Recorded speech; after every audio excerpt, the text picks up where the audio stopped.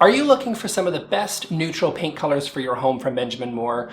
Well, stay tuned as I go over some specific ways for you to choose a neutral paint color, when to use them, when not to use them, and I'll even include some of my favorite neutral paints from Benjamin Moore. Stay tuned, let's talk about it. So for this video, you guys, I want you to leave with some practical steps on how to choose a neutral paint color for your home. So I could just tell you to paint your house like Chantilly lace or classic gray or something and just be done with it, but that honestly doesn't really do you any favors because everything is so different depending on your specific room and your circumstances and the vibe that you want to create in your house. Okay, so when choosing a paint color, there are three things that you really need to pay attention to. And the third one is really, really important specifically to neutral paints. So the first thing you want to be careful of is lighting. This is what the same paint can look like in artificial light versus direct natural light versus kind of an overcast day. And you can see looks completely different. So I find sometimes this gets ignored because what we tend to do is go, okay, well, let's look at this tiny little color difference in this versus this one, or this is a little cooler than this paint color. And in the end, we just throw it on the walls, and honestly, it makes such a massive difference depending on the lighting in your room that these tiny little tweaks of like Swiss coffee versus simply white are just like, honestly, it's not even really as big of an impact as what lighting has. So what I recommend you do is paint on different corners of your wall and then observe them throughout the day if you can so that you can see this is what it's going to look like. The second thing that I want you to think about is the vibe that you want to create in your space. So if you want to create something that's really kind of warm and cozy and inviting and comforting, then you're probably going to look to warmer tones. And if you're looking at something that is kind of really cool and crisp and sophisticated, you're going to go for more cooler tone paint. So the vibe that you're creating in your space, what you want to get out of it and how you want to feel in your own home, that makes a massive difference on what paint you choose. And again, that's something for you to decide. That's not something that a blogger or a YouTuber is going to tell you about. That's something that you need to decide for what you want to create in your own space. So think about that before you actually nail down a specific paint. And that leads me to the third point, which is probably kind of the main chunk of this video, which is to talk about undertones. So first of all, there's something what's called the mass tone or the overtone of a paint, and that is kind of the very obvious color when you see something. So if you go on Benjamin Moore and you look at a color like banana yellow, that's really obviously yellow. That is the obvious color. But then there's undertones from within different colors that really make a difference in terms of where they sort of lean. These are oftentimes called undertones, and they are present in every paint that you have at Benjamin Moore. And I think this is really important when you are talking about neutral paints, because when we're talking neutrals, we're talking about whites, well, specifically really off-whites. We're talking grays, greige, which is the unfortunately named word between gray and beige. And of course, then we're talking about beige, and we're also talking about blacks. Black sometimes gets forgotten about, but that is also a neutral. So I find undertones to be really tricky, and honestly, in my design journey, it has been one of the really hardest part about paints that I have really struggled with. I mean, lighting is a whole world unto itself, but even just looking at undertones is really, really difficult. And I find the best way to figure this out is to bring out the old color wheel from elementary school. So within a paint, there's oftentimes different undertones of, say, green or blue or purple, and those tend to lean towards more of a cooler undertone. Things that are yellow or red or pink or even brown, they tend to be more of a warmer color. And I find it to be very, very tricky in order to figure out whether something is a warm colored gray or a cool colored gray. It can be really challenging. And the best way to do it that I have found is to take kind of the pure color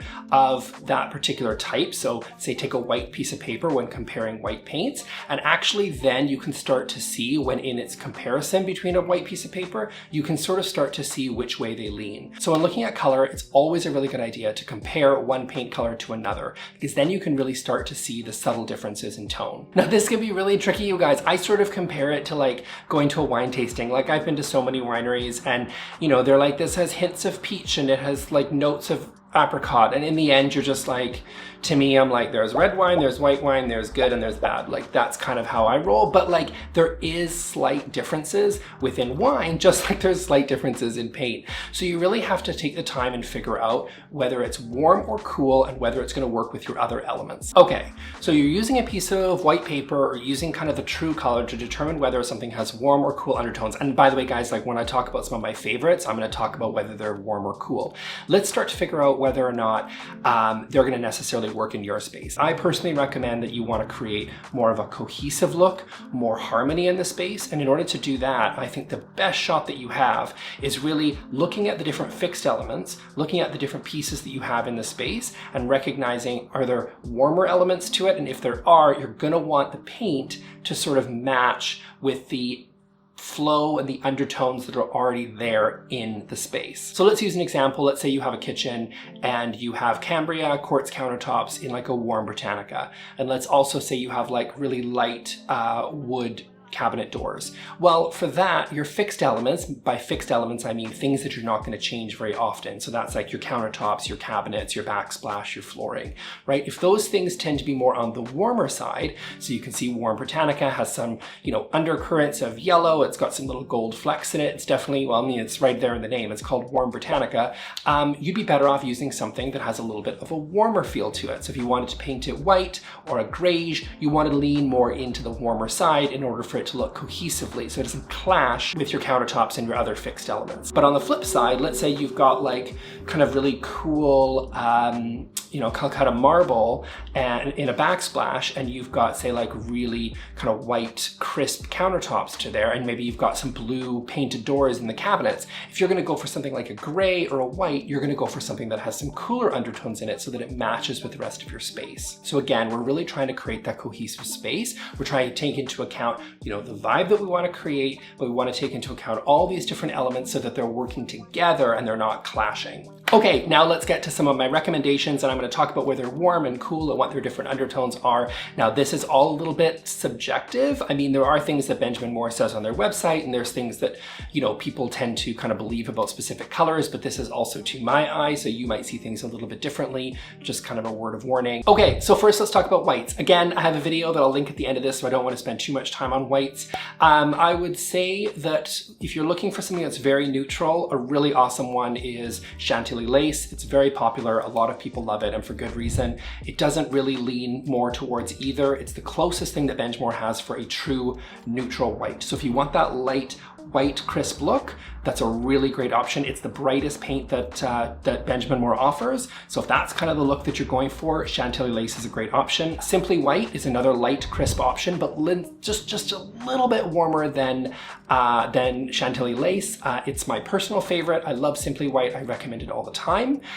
So that's if you want to go a little bit warmer. So if you're looking to go even warmer, I would say something like Cloud White is a really great option. It's still an off-white, but it's got quite a bit more creamy elements to it. So again, you're seeing some kind of underlying yellow in there. It is quite a bit creamier, and that's a really awesome option as well. If you want to go cooler, Oxford White is another really awesome option. Oh, and then Decorator's White is also actually more of an off-white that's a little bit cooler again. So I would say Decorator's White, again, if you've got like a lot of gray elements, if you have a lot of marble, a lot of blues, a lot of grays, if you really want an off-white that's still very crisp and cool, I would say that Decorator's White is a really awesome option for you too. So those are kind of the range of other options. There's tons of other ones out there, but those are just some to get you started.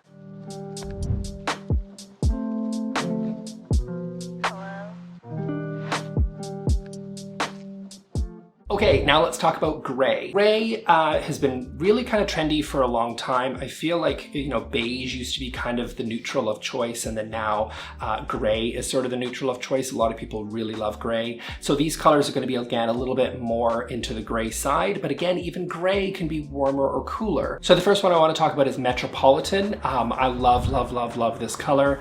It's quite dark, but it's a really modern, sort of cool, sophisticated gray. If you really want to lean into that kind of modern look and you're looking for something a little bit very much on the cooler side, not a lot of warmth to it, Metropolitan is really great. The next one I love is called Gray Owl. Gray Owl is a little bit lighter than Metropolitan. It's still quite a cool gray, but it's so light that it tends to work quite well even with a little bit of some warm elements to it. So Gray Owl is a really great option. And then another awesome option to consider is Classic Gray. So Classic Gray has been around for a very long time. It's it's very, very popular for good reason. Classic gray, it's almost honestly an off-white. It's quite light. It has a little bit of warmth to it, so it's going to be a great option if you're looking for something gray, but you're not looking to really lean into some of those kind of blue or purple undertones that you're going to see in both Metropolitan and even Grey Owl, but Grey Owl actually has a little bit of a green undertone to it.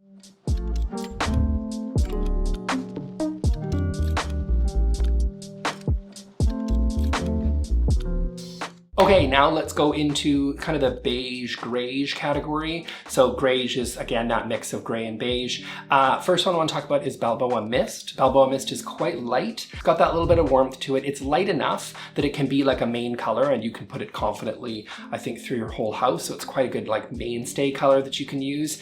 It's got a little bit of warmth to it because it's got that little creaminess to it. So that's a really awesome option if you kind of, want a little bit more depth than you're getting from some of the off-whites that we talked about earlier.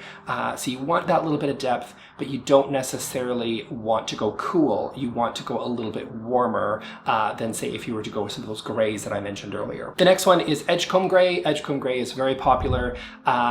It's a little bit kind of, again, it's kind of in that greige category. It's a little bit darker than Balboa Mist. So if you want something, maybe it's a really bright sunny room and you kind of want to tone it down a little bit. You don't want something that's too super bright because it's got that little bit of warmth to it, but it's a little bit darker to sort of tone down some of those really light spots in your home. So next up to consider is Revere Pewter. That's kind of like a really earthy mid-tone gray. It's a little bit darker than Edgecomb, but it's also still quite warm and cozy.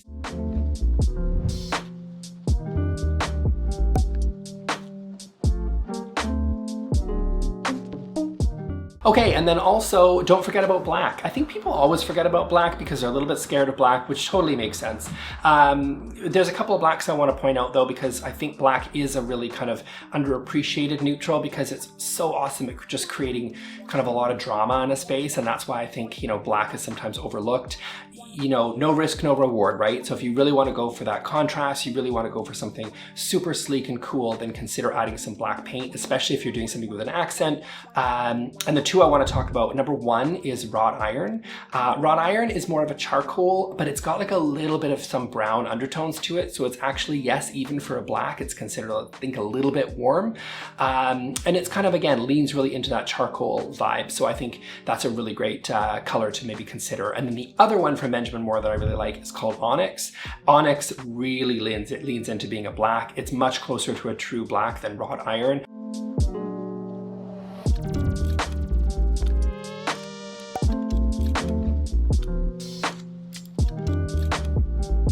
If you wanted to dive in a little bit more into how to choose a white paint specifically, I go into a lot more depth on different white paints that I like and how to choose a white paint. So if you want to do that, I will link that video right here and you guys can check that out. And I'll see you all in the next video. So I'll see you all over there. Thanks, bye.